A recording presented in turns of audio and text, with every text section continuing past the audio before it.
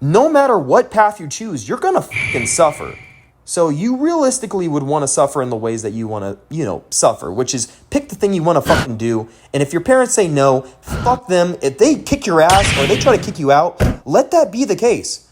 Because if you go the path that your parents want you to do and you ain't feeling a shred of passion for it, true, a lot of people say that, yeah, don't follow your passion. But even if you're going to bring your passion with you to something, the fact of the matter is you still need to have fucking passion for what you're doing. All right. Forget everything. I'm just going to make this video because so many complicated things are happening. I've been unwilling to actually discuss it, and I'm going to have to really discuss it at some point. All right, so Clannad and the continuation of, I guess, this kind of series that I'm doing. Yes, I'm going to discuss what exactly is going on and why I'm making this as opposed to making a well-edited video. Now, your guys are going to have to bear with me on this one, okay? I mean, yeah, I place a lot of freaking pressure on myself to actually continue this series at its main junction point, but I think even then, not out of insecurity that the last video didn't perform well. It's one of those things where it's like, well, it's maybe it's in tandem with that, but there's more of a well-understood side to this. Like, I'm not, like, absolutely demoralized because trust me, I have gone through projects where literally I've been demoralized in the worst case scenario possible. Won't pay reference to what those projects are because I'm pretty sure if you're a longtime viewer, you kind of already know what those projects are. But when it comes with this anime, why exactly did I end up talking about it? Well, the biggest reason why I ended up talking about it, you're about to get a deep dive into Mr. Polar history and what exactly he's been facing and what exactly, I see in this anime that made me really attracted to it when I was younger. You're going to get the whole deep dive. This was going to be saved for something that was well orchestrated and well edited, but I don't really believe myself to have that kind of time anymore. And what I mean by that is that I'm just going to go in reverse. I'm going to be going into the Air Force, which essentially means that there's going to be a point where I'm going to have to focus on that a lot more than doing my YouTube stuff. Not only that, but as well as once I get into the Air Force, I'm not going to be making videos anywhere close to the same way that I'm just making them now, at the same speed and frequency and whatnot. But the biggest reason for that is because I am homeless. I don't live in a house anymore. And I kind of, even now, I just literally jacked up my knee where the bike that I rode, and yes, I just ride my bike, I don't drive my car. The bike that I ride to work, the pedal broke off on me and it stabbed me right in the leg and I was bleeding profusely. Of course, I knew the right steps, call 911 and blah, blah, blah. They patched me up. I got to work and I got to rest. And then after that, I went to the ER and then they took care of it. And this all happened in the span of Monday. And so now I'm basically resting. And I'm resting on the amount of money that I've made from my endeavors of working. And I'm actually kind of pissed because, yeah, I got to spend all the fucking money that I made. But hey, that's, the quality of me being a man and protecting myself in a weird sense is being able to provide, I guess, at this moment for myself. And honestly, if I didn't work as hard, things would just be very, very terrible. But the reason for why I'm homeless, and I wasn't homeless before, and I've been homeless for about 3 months, and you guys just didn't know because I literally just wanted to make viral videos. But when it came to the point of the Clannad review, when I realized, yeah, like if I really go this long, make it an hour-long review, this shit's going to piss me off and probably be impossible, and I'm going to really have to focus in on it. The biggest reason for why I'm homeless is because I have crippling problems with my own father. It's in the sense where we both butt heads, but I will characterize it this way.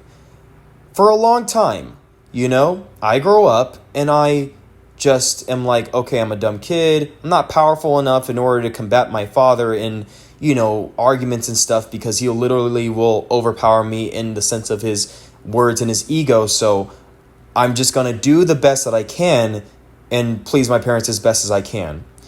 That all went headfirst into a situation where I ended up tearing my ACL and my other leg. That's what happened before the other knee got jacked up. It's not the same knee that got jacked up by my bike, and why I'm like literally kind of being in my own weird way hospitalized. But it's also just, I actually am that stark idealization of doing everything for the sake of your parents, regardless to how you feel, but not really getting anything out of it in the end, and only getting shit for it. Definitely to the point where when I hurt my leg, my dad would say it was my fault. Like, as toxic as you possibly can think it can get, like, it's one of those things. And it kind of sucks because I can't be, and I don't think, yeah, of course, you're not supposed to be friends with your parents, but I can't have a good, full-on friendly discussion on the same plane level with my dad.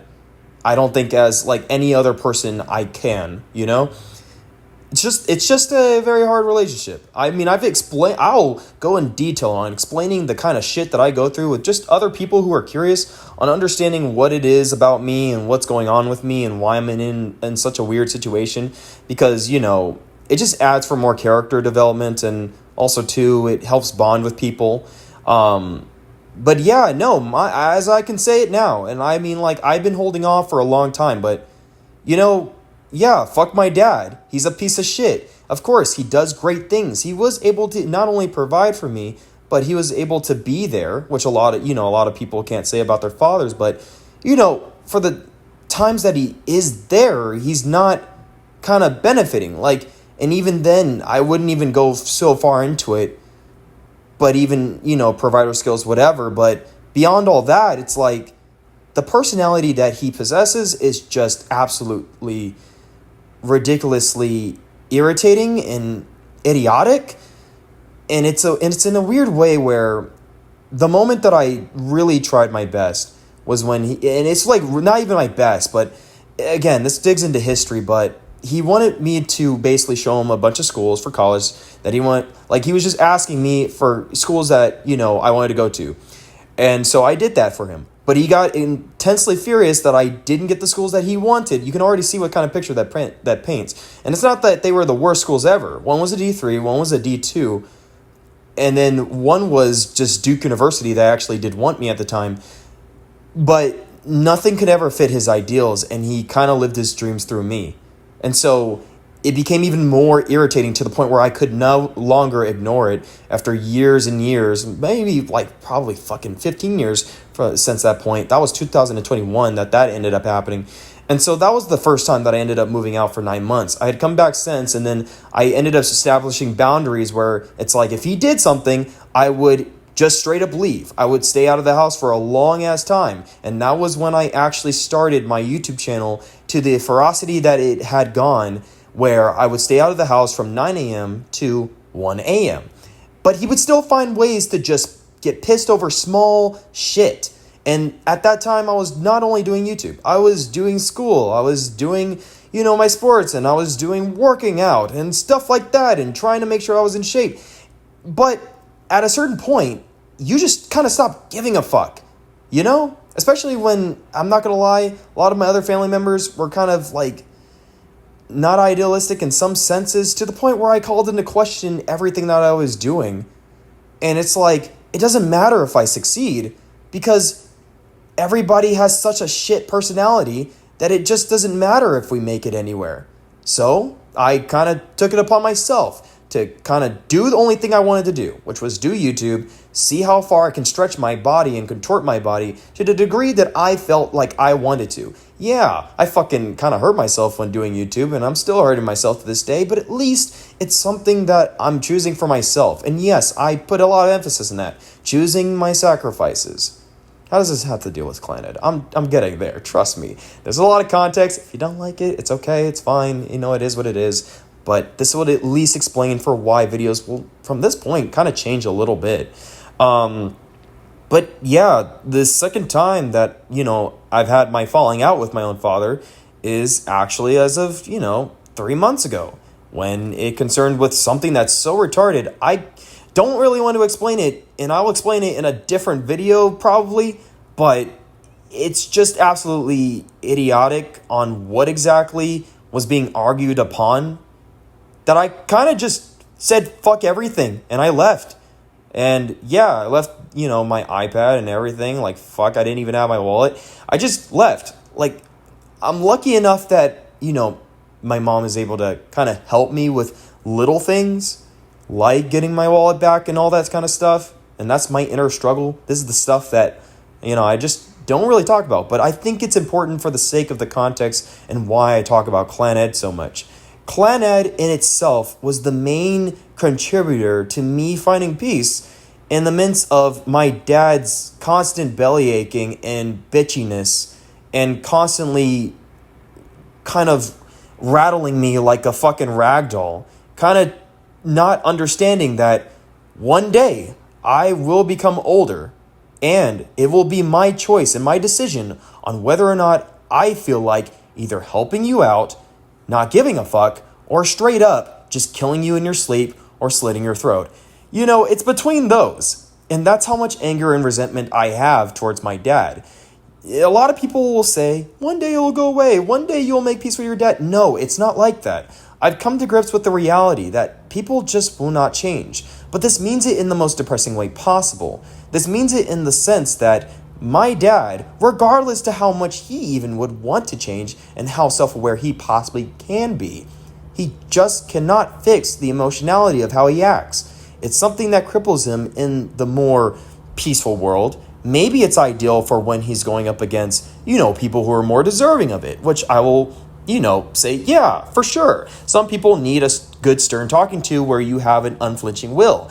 But when it exists in situations where there are minor arguments being made, like, okay, maybe who's like the best? Maybe Tobey Maguire, Spider-Man, or this is a very random one, but this is as minuscule as it gets. Imagine somebody getting really fucking furious over, I don't know, something very small in stature of an argument. Like, that's one of them, the Tobey Maguire and, Andrew Garfield. Like, that's one where it's like, okay, if you're getting serious about that, is it really worth it? Is it worth, like, just damaging the kind of relationship you have with another person?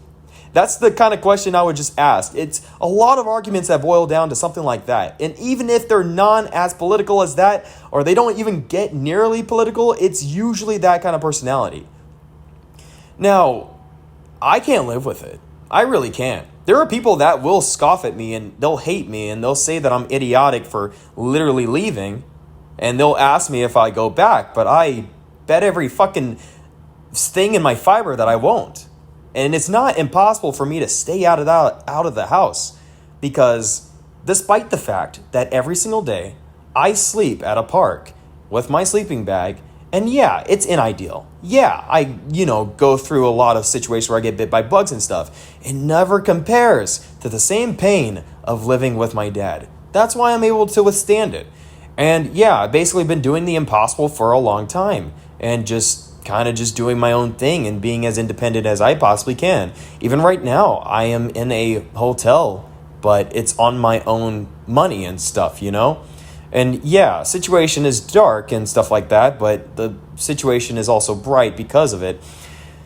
But with that being said, Clannad was one of those stories that I really bonded with, and for the first time since literally 11 years ago, I had ended up rewatching it, and I don't do that often with my animes.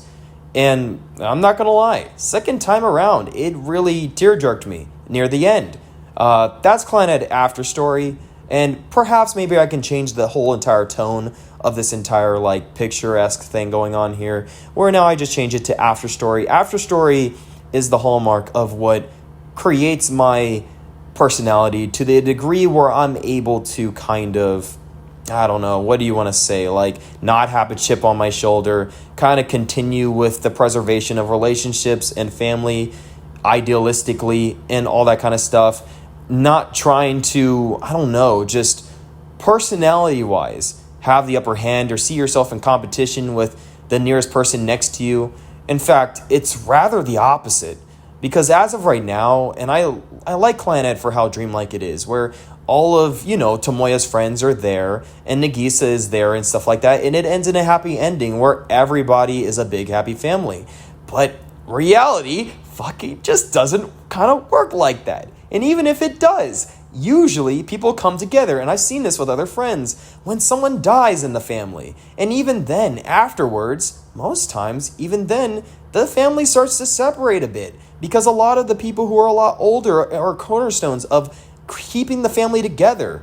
Usually ends up, it disperses a lot of the other people who kind of just trudged along because the leader of that family would say, hey, let's go over here.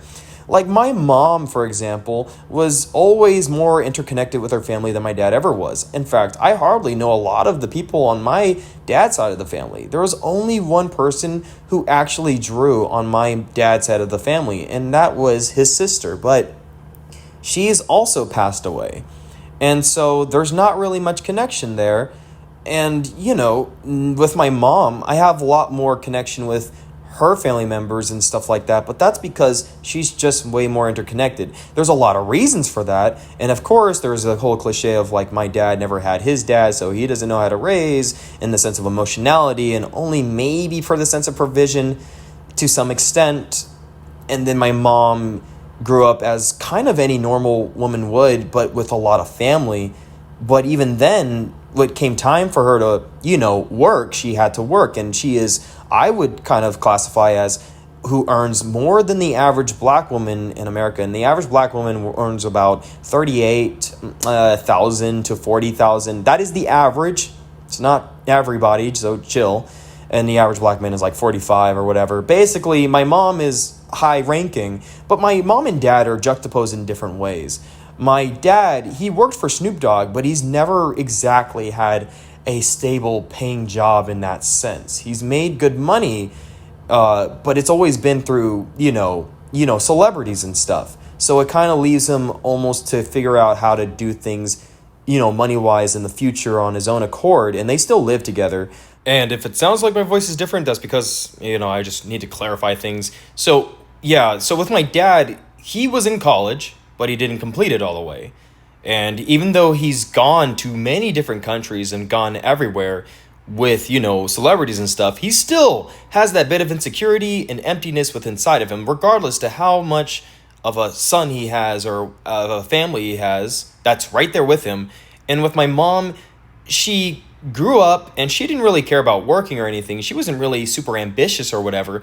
But when it came down to her knowing that she needed to kind of provide for herself, she ended up going to college, and she actually has a good number of degrees to the point where she's able to actually have a good, stable paying job. Yet she always feels like she's never enough, and she does feel like she's also just not bright, despite the fact, by her own logic, getting a college degree is kind of the mainstay of what it takes to make it in this world. So I have these two people who are older than me that are emotionally kind of more lost than I am, regardless to the kind of successions or accomplishments that they have actually achieved. But then with my mom, and I think this is important history, because this is stuff that I was wondering why I was missing in Clannad, but my mom, she grew up and she's had her real mom, and her real mom,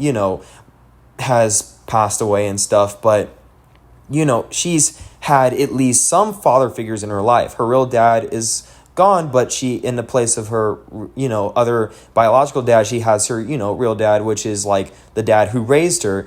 And, he's still alive, but he's doing his own thing. And, my mom's mom passed away, and she had a very close relationship with her, as well as the other family. And my dad, his relationship with his mom is absolutely terrible, to the point where my dad just never visits her. And the same relationship that he has with his mom is unfortunately the same relationship that I have with him. And it's one of those things where no matter how much I face it, I can't exactly leave it. And that's the kind of family, structure that I have. And that's kind of what goes on with me and stuff like that. Do I have toxic traits, I guess? I mean, yeah, I think I talked about it in a video that literally talks about my toxic traits. I'll literally kind of like have it as the last thing after this video. But nothing kind of compares to my dad in that regard. And it's like, yeah, as unideal of situations that we grow up in, regardless to the circumstances. I don't care how much you're suffering. You don't sell drugs. This is a different subject, But when it comes to my dad, it's like, I don't care how much your past has mistreated you. The end result of everything that's transpired is going to leave just him alone without me.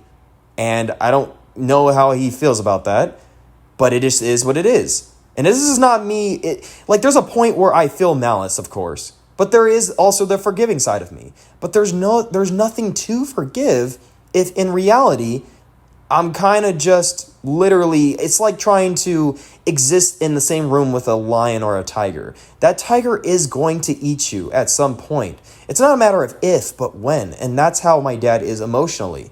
So it really calls upon me to literally make that stark, cold, hard decision and separate myself from family. And unfortunately, that is just the case of how it is. And with Clannad, I love how romantic, the parents are and stuff like that. I love how idealistic, Sanai and Aki are. It's really great. And I mean, I'm not going to say that should be how it always is or anything like that, because that, parenthood is a sacrifice in itself. And God forbid if you go the extra mile and actually appear idealistic. We all now, and I know now that women and men, they have personalities that are stark opposites to each other. Just not even that. It's in the way of what they want and how they go to getting it. The divorce idea it comes up so often nowadays. My parents never divorced, thank God, because there are times where, they've gone through their hardships, trust me. And I'm very grateful, trust me, there's a lot of things that I'm grateful for. As weirdly vindictive as I sound in this argument, I will say 100%. And I don't I'm not Pete Poving this. I am very grateful for the fact that my dad was in my life, and I am very grateful that my parents never divorced, and I am very grateful that I've even had siblings that were cousins that were basically siblings, and I got that because there's a lot of people that just never have had that, and they grow up kind of doomed in a sense. Of course, I'm doomed as well for just separate reasons, but it's when for me, it hurts hard when I can see it, and it's not just other people, of course, but it's also within kids as well. It tears me up inside. And this is the thing that actually just kind of kills me and makes me really act in a way that's not beneficial for quote unquote my preservation. It's when kids don't have people to look up to, when they don't care anymore and they don't have an idealization going on inside their head. Their world myth is absolutely defunct because they have a lack of relationships, specific ones that are core to growing up. It tears me up inside. And it reminds me of what I was like because of all my dad's ranting and bitching before, eventually getting into anime that I honestly would say saved my life in the forms of Clannad and, of course, One Piece, but that's for later. Clannad in itself, that's the series that absolutely defined, the importance of understanding what family is, understanding to keep family together, understanding to make sure that when it comes down to family, and you have kids, those kids will think in their heads that they owe you everything in the world. Fair enough. But the thing that makes it way much easier is specifically the moment, even in the anime itself, when Aki just basically told Nagisa at the play that even though they may have lost their opportunities in the past to do what they wanted to do due to the birth of Nagisa, their dream, it no longer is just to see those things. It's definitely to see Nagisa live out her dreams.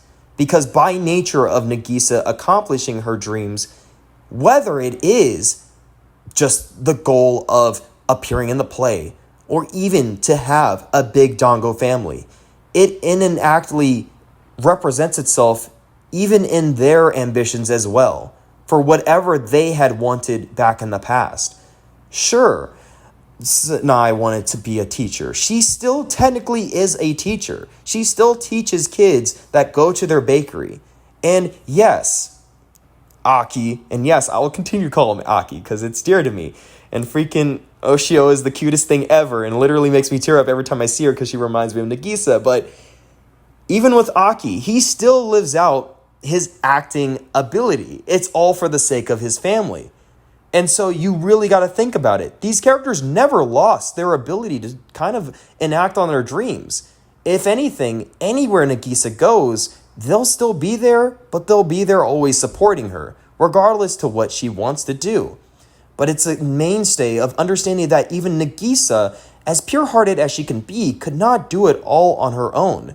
And honestly, I'm not going to lie. Unless I think I take the absolute effort in defending my ideas against my parents, that's when they sort of come around to understanding that I have the will, per se. And that's, because I'm pretty sure with a lot of kids, they'll feel this way. That there's something that they want to do, and it does seem difficult, but they really, really want to fucking do it. And the parents are so stark opposite to it because there is a quote-unquote bona fide realistic way of achieving, capitalistic wealth, regardless. No matter what path you choose, you're gonna fucking suffer. So you realistically would want to suffer in the ways that you want to, suffer, which is pick the thing you want to fucking do. And if your parents say no, fuck them. If they kick your ass or they try to kick you out, let that be the case. Because if you go the path that your parents want you to do and you ain't feeling a shred of passion for it, true, a lot of people say that, yeah, don't follow your passion. But even if you're going to bring your passion with you to something, the fact of the matter is you still need to have fucking passion for what you're doing. So if your parents aren't on board with what you're doing, just be a fucking man and just do what you want to fucking do. And I say that even for myself. Like, I have to remind myself about this. But when it comes down to it, I don't care if you're a woman. I don't care if you're a man. I don't care if you're freaking in between, you're bisexual, whatever the fuck. Just take life by the balls and kind of stop suffering and just do what you want to do. Because even when I ended up moving out for the first time, the feeling of missing depression actually set forth. And that was such a weird feeling for me back in 2021. But of course, that would subside after a little bit of growing pains. But even with that, yeah, I'm truly happy. I'm happy because I have my own sense of freedom, regardless of how much I fucking fuck myself up. Like, in the sense of, like, now that I'm in the bed, I'm being hospitalized, but I'll heal, like I always do. It is what it is. And I'm not discounting the fact that parents do help out where they can, but I think it's important for kids in themselves, and I'll end on this verdict. It's important for kids themselves, those who are growing up, those who, in a sense, needed that protection, to become protectors for their own identities and who they were as kids themselves, and protect their dreams. And specifically, even then, you, as the audience, I implore you, take life by the balls, and whatever your parents say, don't care about it. Even then, no matter how much you explain yourself to them, they really won't get it. And the only thing that will really solve this problem at the end of the day is you kind of fully realizing it for yourself by the time that you get at the end of the journey, or even then in the middle of it. But you never will fucking know unless you actually make those choices. It's an important thing. You need to. Like, I hope this is the spark for anybody who is listening to this, and I'm sorry that I can't exactly make this a video that, I don't know, is well edited and gets into Clannad for all the reasons that may be important on the surface, but this is the deep down reasons for why I connected so strongly to Clannad, and even to this point, probably a calling in itself, is why I ended up rewatching it, and why I wanted to talk about it so in depth. But with that being said, yes, I do have my own toxic traits, and if you want to see that, and you want to see what those are, and you want to know what those are, then here, click over here. But otherwise, have a fantastic night, everybody. Hope you enjoyed the video. And yeah, who knows? Most likely videos will be like this from now on.